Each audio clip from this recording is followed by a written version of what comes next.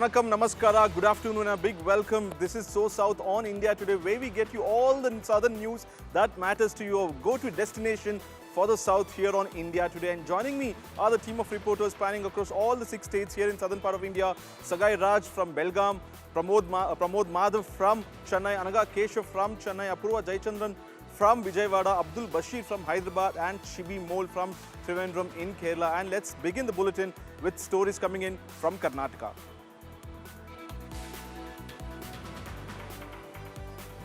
And the first story is the Dharmastala plot that has been busted. The Dharmastala plot has been busted by the special investigative team here in Karnataka. The investigation team has busted the so-called Mass Burial Lie factory in the Dakshin Kannada. The SIT has submitted its initial findings to the Beltangadi court while seeking more time for a full investigation or probe. As per the initial findings, the SIT said that it was manufactured narrative which aimed at defaming the Dharmasthala and the surroundings. Investigators say that accused were paid, coached and hand-planted evidence to script a fake narrative or a story, from procured skulls to tutored video statements as well. The conspiracy trail now heads straight to the anti-temple lobby caught red-handed. Listening to all the reactions coming in on the story, on the story.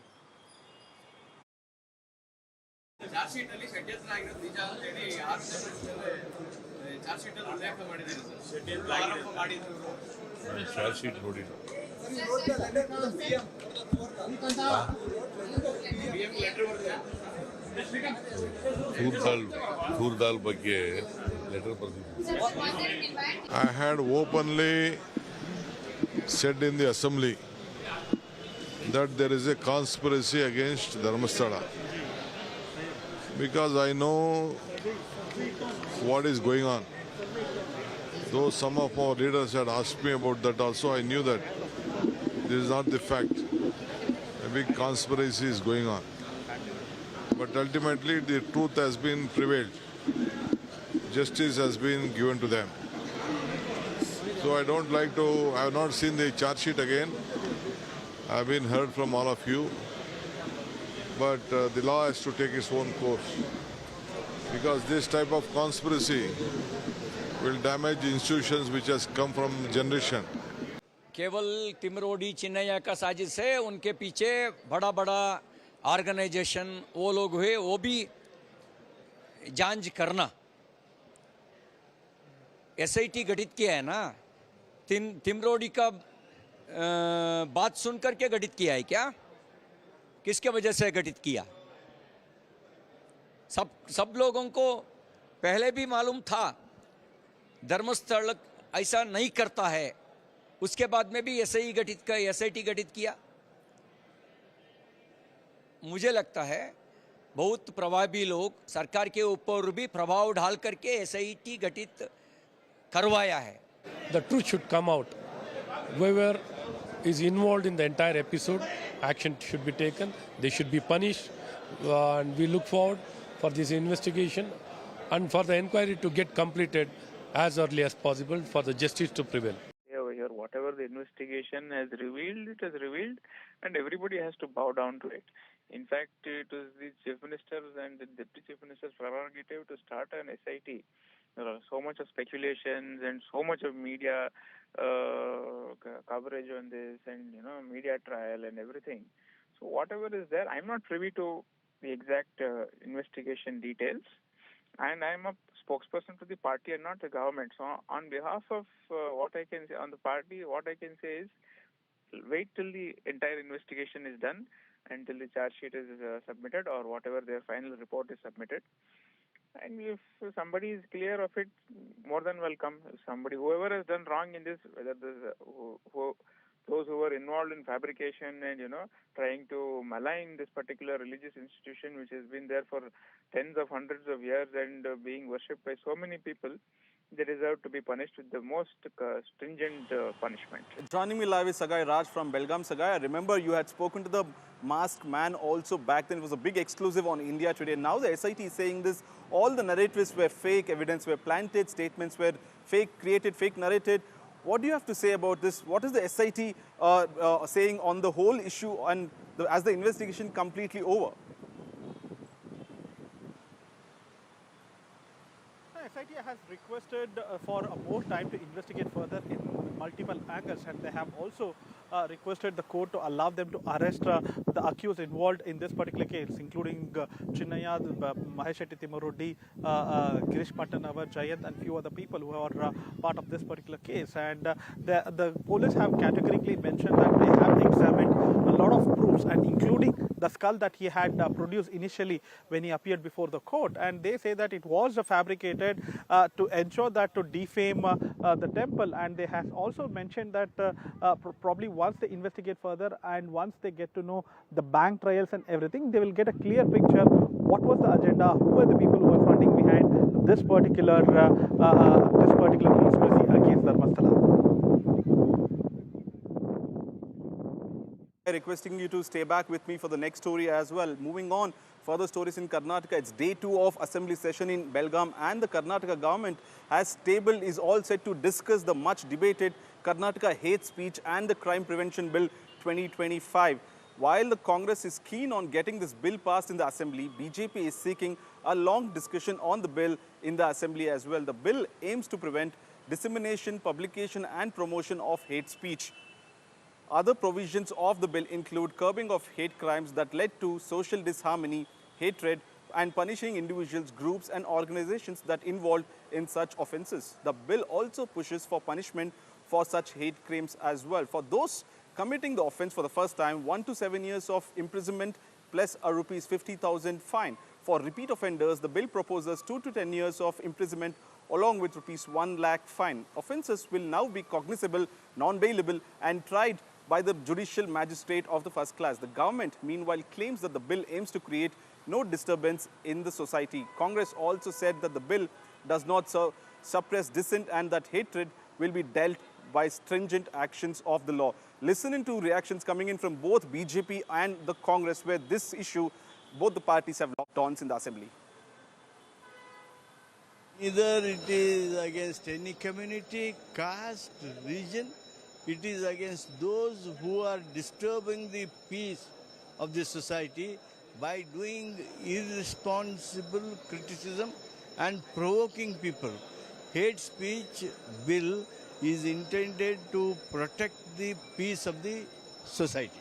Government is trying to distract the assembly as well as the people of Karnataka from their administrative failures. So they are getting in such bills.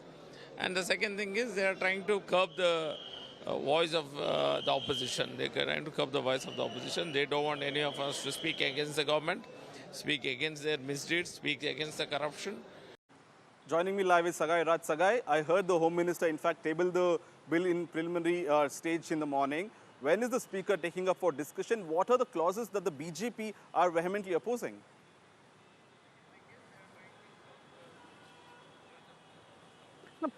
Home Minister G. Parmeshwar has tabled the bill around 11:30, and it will be taken up for discussion probably end of today or probably tomorrow.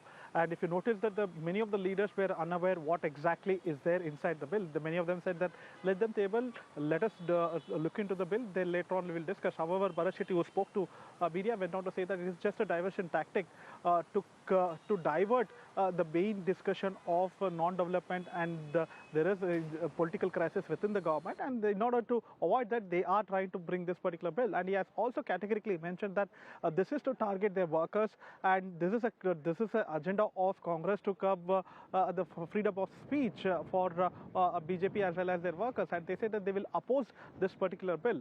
However, the Congress says that it is their agenda. D.K. Shivakumar has mentioned that it is an agenda, and we are committed to this. And giving clarification on the bill, the Parliamentary and Law Minister went on to say that it is against anything which provokes the people, anything which disrupts the peace in the society, and they will ensure that they will not allow this. And remember, they have categorically mentioned that the first-time offender will have to face close to 7 years of imprisonment and 50,000 rupees of penalty, and the repeated offender have to be behind bars for 10 years and 1 lakh rupees fine. So these are the new amendments which has been brought to this hate speech law. Thank you, Sagai. In fact, this is one of the kind of a bill that the Karnataka government is bringing in, that people who troll on social media will have to keep a watch, because you invoke communal violence through social media, then you will be dealt by the law, is what the new bill that the government is trying to bring in the assembly. These are the stories from Karnataka, and now we'll move on to the neighboring state of Andhra Pradesh. Apurva Jayachandran will take it from here.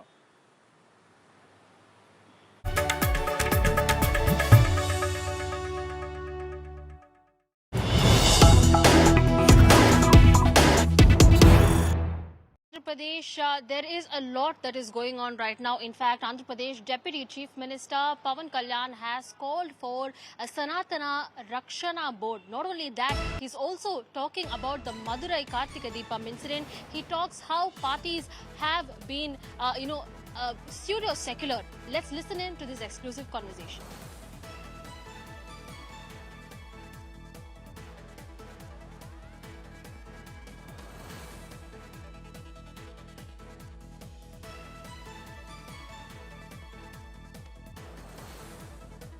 Speaking to India Today, Pawan Kalyan has not only spoken about the Karthika Deepam issue, which is ongoing in Tamil Nadu, in Madurai bench. The court has also been going on and taken up this incident of the Karthika Deepam incident. And Pawan Kalyan talking about, this has talked about the Sabarimala case, how the court had given a verdict that had already, heard the religious sentiments of devotees. And now let's listen to what Pawan Kalyan has spoken to us.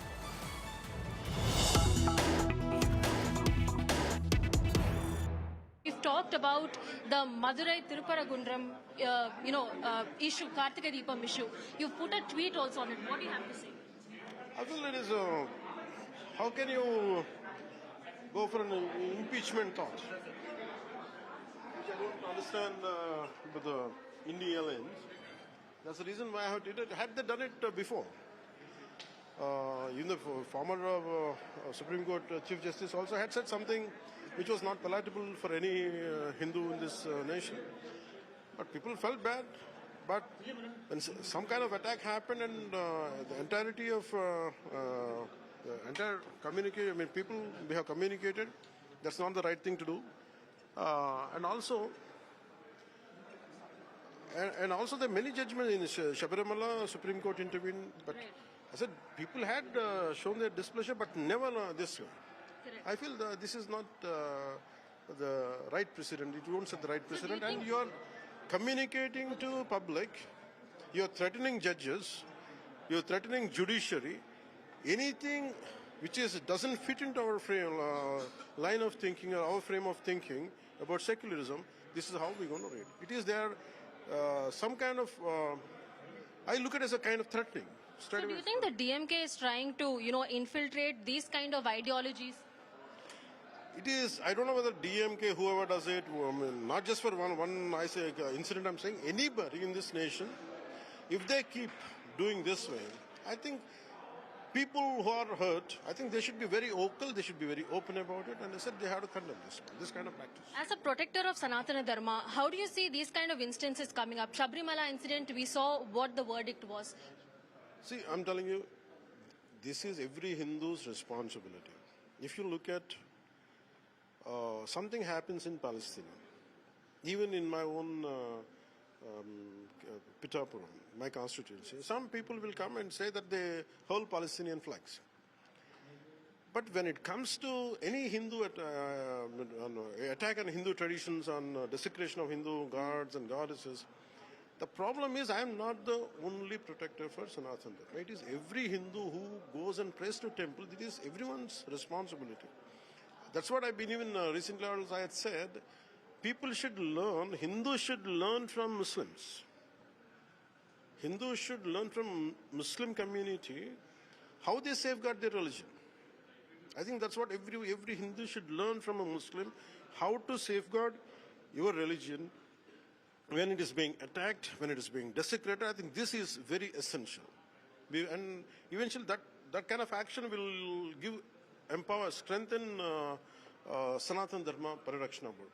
No matter endowments come under the state rule, and they, with their whims and fancies, if a good leader is there, okay, it can't be that the whims and fancies of state leadership. There should be one universal thought. People are not, they don't dare to do such things for Islam. Right. They don't dare to do for Muslims. They don't do for Christianity. Why only for Hindus? Because in fact, Hindus having the concept is everyone says, okay, we are majority, Hindus are majority, but Hindus are very kind of minorities. They are Tamil Hindus. There is a subdivision of castes. So in fact, I look at it in such a way, being from if you look at like Hindus are composition is majority in this nation, but actually Hindus are so fragmented. That's the reason I think all such kind of acts are happening. Sort of recent, we've seen a lot of cases going on where hundis have been hunted down. In Tirumala also, we saw Jaganmohan Reddy's statement on the Parakamani loot saying, Chinna neram chesaru. Yeah, it's a small mistake. I think that shows, I think, it doesn't matter. Would they dare to do the same thing for Islam? Would they dare to do this for their own religion? No, they won't. Because a Hindu leader should be should be in control about when you speak to other religions. But any other leader who calls themselves as pseudo-seculars, who call them as seculars, but in my view they're pseudo-seculars, and some NGOs, whatever comes to their mouth, whatever comes into their head, they blurt it out.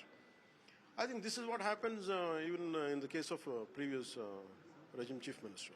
So Tirumala, we've seen Laddu scam take place. We've seen Parakamani scam take place. Today, there's a dupatta scam that has taken place. Silk vastralu, pattu vastralu also, there's a scam that is allegedly taken place. How do you see the last regime's, vision for what they had? Do you think it's a malice that had intended by them? First thing, there is wherever there is money. In fact, when I was talking about Tirupati, adulteration of Tirupati Laddu, yes. I didn't blame a single religion. I was blaming individuals. Correct. Who are these individuals? If you look at their religion, they're more or less they're Hindus.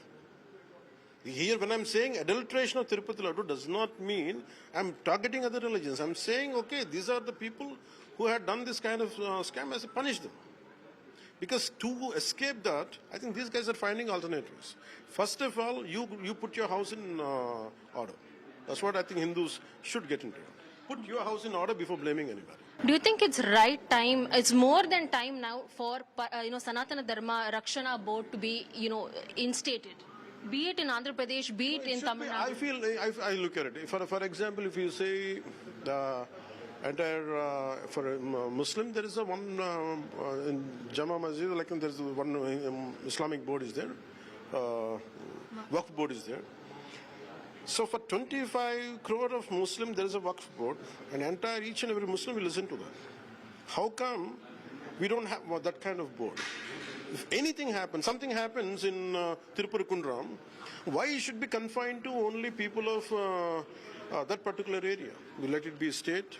The problem is, it does not go beyond that particular Madurai area. Correct. Forget about its extending, it won't even go till Tamil Nadu.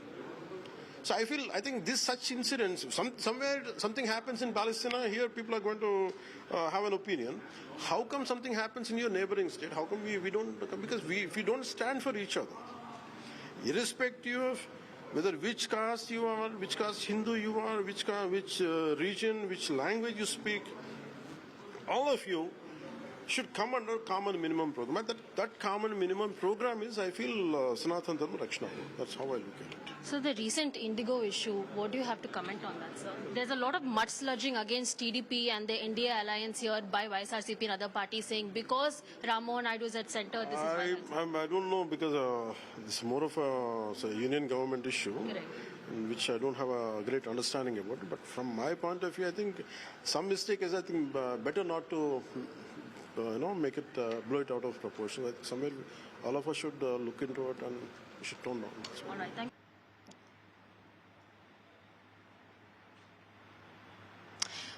Well, there you heard Andhra Pradesh Deputy Chief Minister Pawan Kalyan. Speaking to India Today. In fact, he's gone on and stated that there must be action against these pseudo-secularists. That's all from the state of Andhra Pradesh. Back to you, Nagarjun. With that, it's a wrap on today's episode of SoSouth. We'll see you once again tomorrow at 1 p.m. with a power-packed 30 minutes of all the southern news that matter to you. Thank you and keep watching India Today.